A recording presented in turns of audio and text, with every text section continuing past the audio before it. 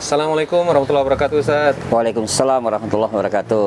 Masya Allah, udah lama nih, Ustaz, kita belum update-update lagi di YouTube Sehat Nabawi, Ustaz. Iya, Masya Sahabat-sahabat Allah. mulai banyak pertanyaan, Ustaz. Betul, tapi insya Allah walaupun kita tidak update, tapi hati kita selalu update. Masya Jadi kita Allah. punya koneksi yang insya Allah selalu sama dan saling mendoakan insya Allah. Masya Allah. Nah, begini nih, Ustaz.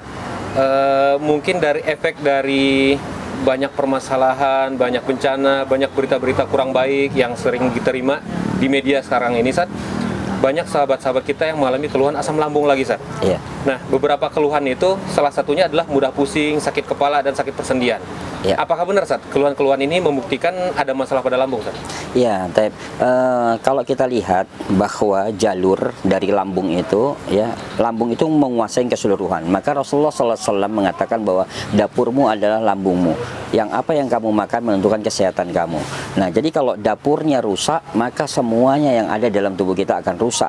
Ya, sebagaimana kalau hati, ketika hati itu rusak, maka semuanya juga akan rusak. Nah, lambung ini mempengaruhi. Lambung itu adalah wadah yang sangat luar biasa. Jadi kalau kita lihat secara jalur meridian, ya, lambung ini melintasin dari sekat rongga dada, ya, sekat rongga dada, dia lari ke kepala, dan kepala ini hampir seluruh kepala itu dilintasin oleh lambung.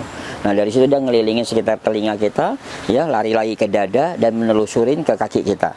Jadi secara jalur meridian, bahwa lambung ini menguasai seluruh, ya, organ yang ada dalam tubuh kita, baik itu kepala, punuk kita atau pundak kita, ya, telinga kita. Nah, udah itu ke dada dan ke kaki. Jadi wajar kalau orang yang sakit lambung, asam lambungnya naik, biasa efek-efek yang dirasakan selain sakit kepala, telinga berdengung, punuk terasa tidak enak, dan persendian sakit. Nah, jadi itu bahayanya. Jadi tidak hanya sekedar lambung yang sakit, tapi hampir semua organ sakit. Nah, untuk terapinya, Ustaz, kebanyakan dari kita mungkin anak pribadi juga kurang sabar, Ustaz, dalam menjalani terapinya. Padahal kan sebenarnya sederhana, ya, Ustaz, ya, cukup Betul. dengan pola makan. Betul. Apakah ada nasihat khusus, Ustaz, untuk sahabat-sahabat kita agar lebih sabar, Ustaz? Ya, baik. Nah, penyakit tentang lambung, ya, ini lambung ini akan berkaitan dengan tingkat stres. Ya, tingkat stres ini kaitannya adalah bagaimana kita mengikhlaskan diri kita atau mensyukuri, ya, mensyukuri nikmat kita. Maka semakin kita stres, semakin berat, maka asam lambung kita semakin tinggi. Jadi terapi yang pertama adalah mengembalikan semuanya, ya, kita bertobat kepada Allah dan ikhlaskan apa yang Allah berikan kepada kita, itu adalah yang terbaik untuk kita. Nah, jadi konsepnya adalah syukur yang pertama. Nah, yang kedua adalah terapi tadi pola makan. Pola makan itu memang butuh waktu. Jadi tidak ada yang instan. Lambung itu juga menyerang itu tidak ada yang instan, bukan karena pola makan kita hari ini, tapi pola makan kita 5 tahun, 10 tahun yang lalu yang berefek hari ini. Ya, jadi juga keluarnya penyakit itu juga bertahap, tidak ada yang instan. Keluarnya penyakit itu bisa jadi butuh waktu 1 minggu, 1 bulan, 2 bulan, 3 bulan, bahkan 1 tahun. Jadi kita harus butuh kesabaran juga. Nah, terus apa lagi? Nah, ini ada resep yang sangat sederhana. Kalau yang lalu kita angkat tentang madu. Karena dalil tentang madu ini, ya, sahabat pernah datang kepada Rasulullah mengeluh sakit lambung. Ya, berulang kali Nabi mengatakan minum madu, minum madu, minum madu. Ya, sampai terakhir apa kata Nabi, lambungmu berdusta maka bertobatlah kepada Allah, beristighfarlah kepada Allah, ya, maka Allah berikan kesembuhan. Nah, dari situ, ya, kita menjadi pembelajaran bahwa untuk penyakit lambung ini obat yang utama adalah madu. Lalu ada kearifan lokal. Nah, nih sahabat sehat nih, kearifan lokal. Ya, kearifan lokal itu ada yang bagus untuk asam lambung kita. Nah, salah satunya adalah daun pandan. Ya, kalau dulu kita pernah angkat tentang labu atau walu untuk pola makannya. Nah, tapi bab tentang pengobatannya ini bisa ambil 2 daun pandan, ya, daun pandan kita potong-potong daun pandan. Nah, sama jahe. Jahe itu misalnya kita ambil 1 jempol tangan kita, ya, kita geprek dengan tadi daun pandan yang kita potong-potong. Nah, masukkan ke dalam gelas dengan air panas. Ya, misalnya gelas yang agak besar berarti sekitar 400 sampai 500 mili air, ya, air panas direndam. Ya, direndam, biarin, nanti setelah agak dingin campur dengan madu. Ya, dicampur dengan madu. Nah, campur dengan madu nanti diminum.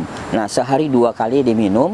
Nah, ini insya Allah juga bisa mengatasi tentang masalah lambungnya. Tapi tetap, ya, yang utamanya adalah madunya.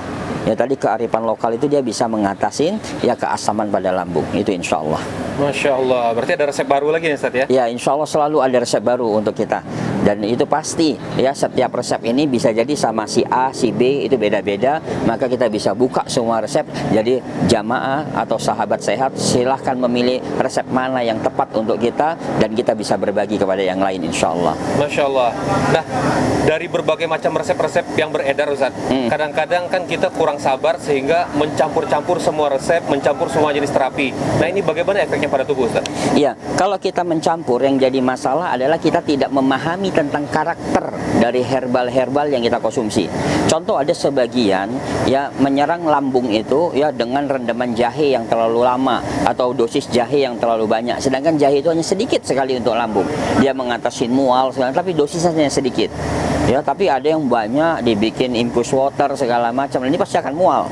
Ya, ada juga memasukkan lambung, ya kunyit bagus buat lambung, tapi karena porsinya terlalu banyak juga ini akan masalah. Jadi nyeri terlebih dahulu, mual, bahkan bisa bikin sakit kepala, ya perutnya melilit. Nah ini. Nah, jadi pada prinsipnya kalau kita mau mencampur, nah Ibnu Qayyim itu mengatakan dalam kitab Tibun Nabawi, kalau bisa diobati dengan herbal tunggal, maka selesaikan dulu dengan herbal tunggal. Ya, misalnya dengan madu. Nah, kalau madu sudah tidak bisa, baru herba campuran. Nah, herba campuran ini juga tidak ada yang instan. Ya, jadi sabar dulu. Ya, sabar, bertahap kita lakukan, rubah pola makan dulu. Nah, sambil mengkonsumsi herbal. Jadi jangan hanya sekedar dapat informasi kita satukan. Yang pasti setiap herbal punya kimia aktif. Ya, kimia aktif itu satu sama lain itu ya bisa saling menguatkan atau saling merusak. Ya, jadi tidak ada herbal itu semuanya dikatakan aman. Aman kalau dia dosis rendah. Ya, tapi ketika disatukan, kimia aktif ini bisa saling menyerang satu sama lain. Jadi tetap akan ada efek samping. Jadi intinya adalah fokus ke satu dulu.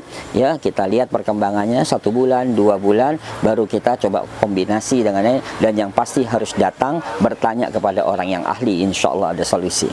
Masya Allah. Dan yang pasti efeknya tidak instan ya Ustaz ya? Iya, tidak instan, tidak ada yang instan. Kita baru melakukan 3 hari, 4 hari, tapi belum merasakan ada perubahan, putus asa, dan langsung pindah ke yang lain ya Ustaz? Betul, makanya kan saya bilang bahwa penyakit lambung itu masuk tidak instan, maka dia keluar juga tidak instan.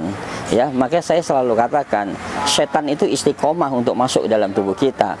Dia memantau diri kita, kapan kita lengah. Nah, begitu juga kita harus istiqomah, ya minta kepada Allah untuk kesembuhan kita.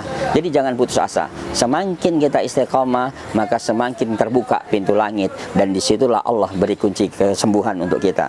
Jadi pintunya adalah bagaimana kita harus bersabar untuk mengetuk pintu langit supaya penyakit lambung kita kabur, insya Allah. Masya Allah. Nah, untuk keluhan was-was dan kecemasannya sendiri Ustaz, apakah ada trik-trik khusus supaya lebih reda nih Ustaz? Karena ketika was-wasnya terjadi otomatis kan stres juga meningkat ya Ustaz? Betul. Nah, serangan dari lambung ya ketika dia masuk ke dalam sekat rongga dada, dari gas itu menyerang ke sekat rongga dada, maka yang paling mudah sekali adalah dimunculkannya adalah gangguan pada ritme pada jantung. Akhirnya paranoid, ketakutan tinggi, segala macam. Nah, kuncinya adalah bahwa jantung itu mempengaruhi kegembiraan. Nah, maka kita harus kembali kepada kegembiraan. Yaitu tips yang pertama, ya kita harus menjadi orang yang pertama harus cuek, yang menjadikan orang yang selalu happy. Nah, sehingga apa? Jantung kondisinya normal. Jadi paranoid itu bisa dikalahkan. Nah, yang kedua, posisi bagaimana kita bisa banyak bersujud.